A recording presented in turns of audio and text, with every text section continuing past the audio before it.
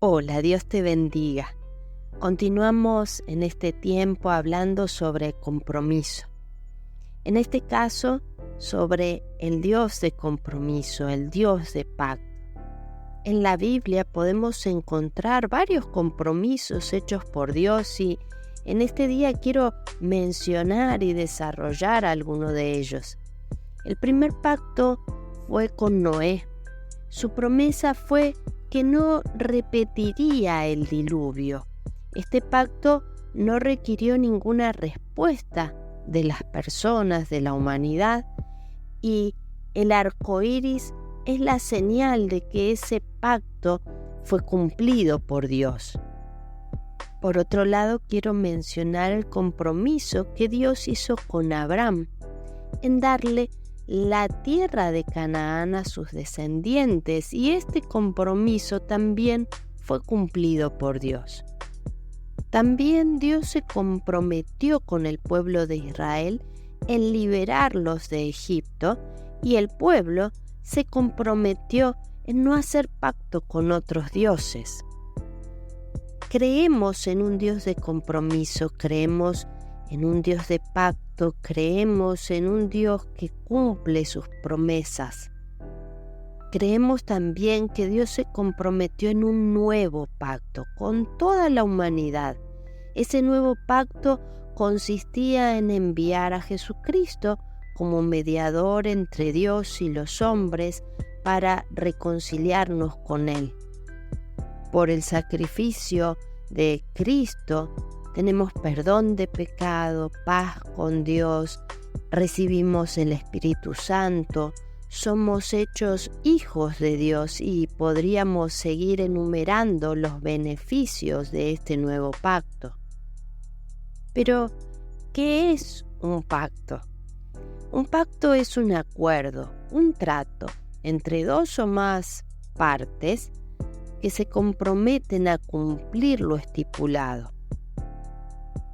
En el caso del pacto entre Dios y Noé y en el caso del pacto entre Dios y Abraham, el pacto fue unilateral, podríamos decir, ya que solo requería el accionar de Dios cumpliendo lo estipulado.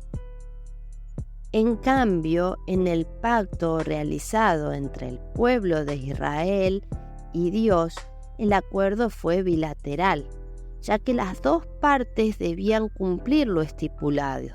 Dios liberarlos de Egipto, y así lo hizo, Él cumplió con su parte del pacto, y el pueblo no hacer pacto con otros dioses. Y bueno, allí estuvo el problema, allí encontramos las fallas. Pero mencionamos también un nuevo pacto, en el que hay dos partes. Está Dios por un lado y las personas. Ahora, cuando mencionamos a las personas, hablamos de individuos en particular, porque requiere de una decisión personal. Este nuevo pacto se expresa en Juan 3:16 muy claramente. Dice: porque de tal manera amó Dios al mundo, que ha dado a su Hijo unigénito, para que todo aquel que en Él crea no se pierda, mas tenga vida eterna. La parte que le corresponde a Dios ya fue hecha. Envió a su Hijo Jesucristo. Él murió, resucitó y fue para perdón de nuestros pecados y vida eterna. Pero ¿cuál es la parte que corresponde a cada uno de nosotros? Es el creer, la fe. Dios ha hecho un pacto, un compromiso con nosotros, y lo único que se requiere de nosotros es creer. Creer en cualquier cosa, no, de ninguna manera, es creer en Cristo, en su palabra, en sus promesas. Esa es nuestra parte en este pacto, en este compromiso. Es tiempo de que ayudes a tu fe, de que la despiertes, de que la enfoques bien. Tenemos que tener muy presente que la fe viene por oír la palabra de Dios. Y así como viene por oír la palabra de Dios, también se desvanece y se debilita por no oír la palabra de Dios. Tenemos que saber que en Cristo Jesús, dice allí en Gálatas, lo que vale es la fe que obra por el amor, la fe que acciona por amor. Como dice en Santiago también, la fe sin obras es muerta. Al acercarte a la palabra de Dios vas a encontrar muchas promesas hechas por Él, donde lo único que se requiere de nosotros es fe. Fe que acciona por amor, fe que viene de escuchar y de retroalimentarla leyendo y escuchando la palabra de Dios. En Segunda de Crónicas 20 encontramos un hermoso ejemplo de pacto, ejemplo de compromiso, ejemplo de fe.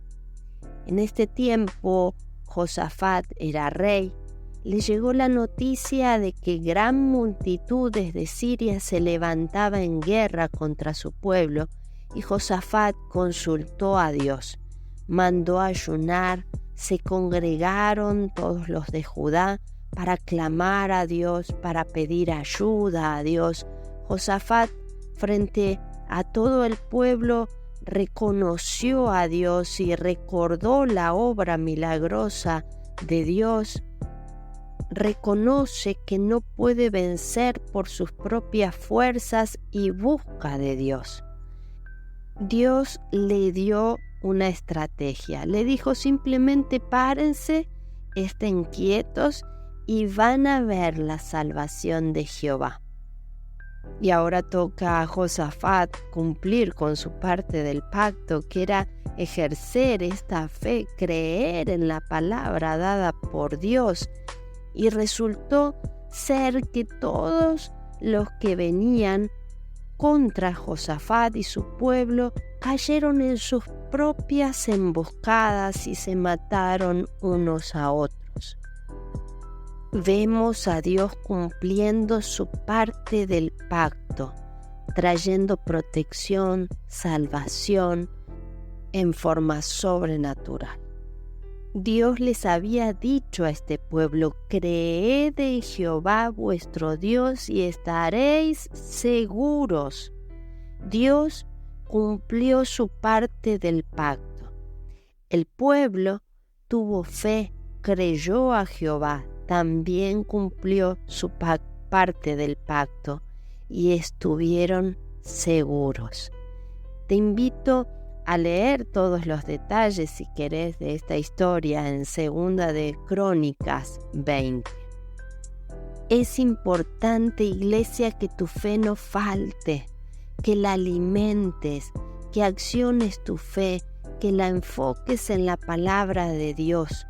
Podríamos copiar de esta historia, de este rey, de este pueblo, muchas cosas. Podríamos copiar el buscar a Dios, el buscar su palabra, su dirección, su consejo, el congregarnos, el ayunar, el obedecer a Dios porque le creemos, porque le amamos, porque tenemos fe en Él.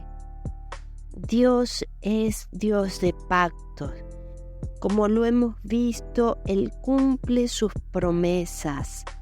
Él es Dios fiel, Él cumple con sus compromisos y se requiere de nosotros que le creamos. Se requiere de nosotros que tengamos fe.